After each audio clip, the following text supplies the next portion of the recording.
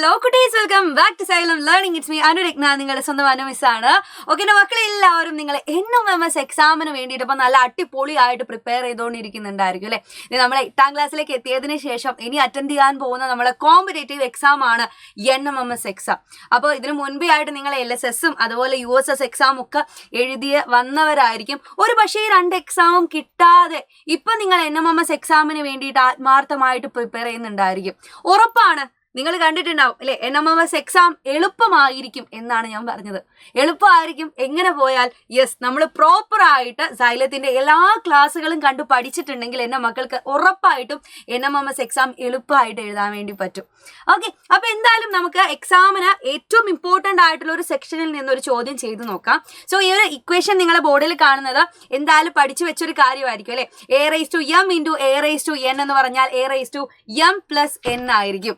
അതേപോലെ തന്നെയാണ് a⁻m divided by a⁻n എന്ന് പറഞ്ഞാൽ a⁻m-n ആണ്. സോ ഈ 2 ഇക്വേഷൻസും നിങ്ങൾക്ക് NMMS എക്സാമിന് ഏറ്റവും ഇമ്പോർട്ടൻ്റ് ആയിട്ടുള്ള ഇക്വേഷൻ ആണ്.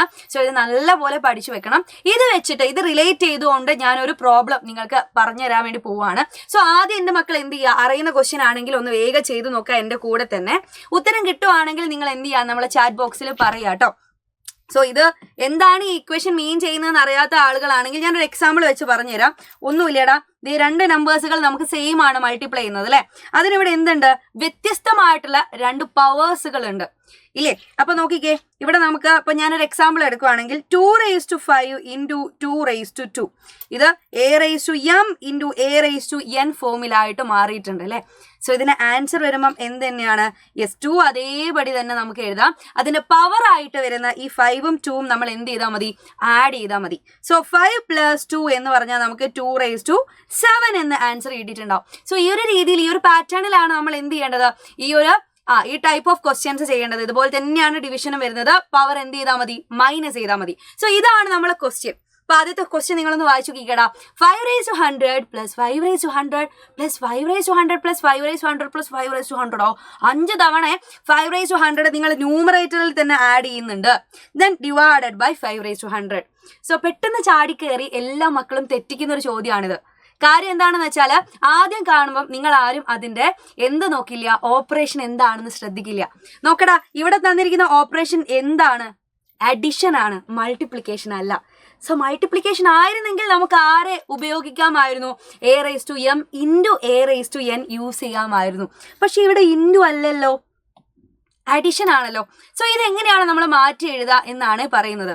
ശ്രദ്ധിച്ചോടാ, വേറെ ഒന്നുമില്ല. ഇപ്പൊ എളുപ്പത്തിൽ നിങ്ങൾ പറയുവാണെങ്കിൽ 5⁻100 ഇവിടെ 5 തവണ ആഡ് ചെയ്യുന്നു, കൂട്ടി നോക്കുന്നു.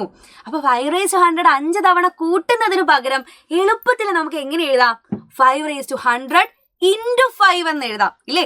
5⁻100നെ നമ്മൾ എന്ത് ചെയ്താൽ മതി, 5 കൊണ്ട് ഗുണിച്ചാലും ഇത് സെയിം ആൻസർ തന്നെ ആയിരിക്കില്ലേ. സോ വെറുതെ നമ്മൾ 5 എന്ന് എഴുതുകയാണെങ്കിൽ അതിന്റെ പവറിൽ ആരുണ്ടാ, 1 ഉണ്ടായിരിക്കും. സോ അതെപ്പോഴും ശ്രദ്ധിക്കേണ്ട കാര്യമാണ് കേട്ടോ. സോ ഞാൻ ന്യൂമറേറ്ററിനെ ഒന്ന് മാറ്റി എഴുതിയിട്ടുണ്ട്. ദെൻ ഞാൻ ഡിനോമിനേറ്റർ അങ്ങനെ തന്നെ എഴുതി 5⁻100. നോക്കിക്കേ, ഇവിടെ എളുപ്പത്തിൽ നിങ്ങൾക്ക് ക്യാൻസൽ ചെയ്യാൻ പറ്റുന്ന ആളുണ്ട് അല്ലെ. ന്യൂമറേറ്ററിലും ഡിനോമിനേറ്ററിലും നിങ്ങൾക്ക് കാണാം 5⁻100ഉം 5⁻100ഉം ന്യൂമറേറ്ററിലും ഡിനോമിനേറ്ററും ഒരുപോലെ ഉണ്ട്. സോ നമുക്കത് എന്ത് ചെയ്യാം, ക്യാൻസൽ ചെയ്യാൻ വേണ്ടി പറ്റും. പിന്നെ ബാക്കി വരുന്ന നമ്പർ ആര് മാത്രമേ ഉള്ളൂ, 5⁻1. ഈ 5⁻1 എന്ന് പറഞ്ഞാൽ 5 തന്നെയാണ് നമ്മുടെ ആൻസർ ആയിട്ട് വരുന്നത്. സോ ഇത്രയും വലിയൊരു ക്വസ്റ്റ്യന് ചെറിയൊരു ആൻസർ ആണ് നമ്മൾ എന്താക്കിയത്, കണ്ടുപിടിച്ചത്. സോ ക്വസ്റ്റ്യൻ കാണുമ്പോൾ ഒരിക്കലും സ്കിപ്പ് ചെയ്യരുത്. വളരെ സിമ്പിൾ ആയിട്ട് നിങ്ങൾക്ക് കാൽക്കുലേറ്റ് ചെയ്യാൻ പറ്റുന്ന ക്വസ്റ്റ്യൻസുകൾ തന്നെയായിരിക്കും ഉണ്ടായിരിക്കുക. സോ ഇപ്പോൾ ബോർഡിൽ കാണുന്ന ക്വസ്റ്റ്യൻ ആൻസർ ഇതേപോലെ തന്നെ നിങ്ങൾ ചെയ്ത് നോക്കിയിട്ട് എന്താണ് ഉത്തരം വരിക എന്നുള്ളത് നമ്മൾ കമന്റ് ബോക്സിൽ പറയുക. സോ ആരും എന്ത് ചെയ്യേണ്ട, ഈ വരാൻ പോകുന്ന NMMS എക്സാം ഭയപ്പെടേണ്ടതില്ല കേട്ടോ. പേടിക്കാതെ ഭയങ്കര കോൺഫിഡന്റ് ആയിട്ട് തന്നെ എല്ലാ ക്ലാസ്സുകളും സൈലത്തിൻ്റെത് കാണണം. അപ്പൊ നമുക്ക് ഇത് മാത്രമല്ല പറയാനുള്ളത് അല്ലെ. നിങ്ങൾ എന്തായാലും നമ്മൾ താഴെ കൂടെ പോകുന്ന സ്ക്രോൾ കാണുന്നുണ്ടായിരിക്കും. സോ ക്ലാസ് 8ൽ പഠിക്കുന്ന ഒരുപാട് മക്കൾ നമ്മളെ യോധ ബാച്ചിൽ ജോയിൻ ചെയ്ത മക്കൾ തന്നെയായിരിക്കും. സോ NMMS എക്സാമിന് വേണ്ടിയിട്ടുള്ള എല്ലാ ക്ലാസ്സുകളും നമ്മളിത് ഇങ്ങനെ തുടങ്ങി കഴിഞ്ഞിട്ടുണ്ട്.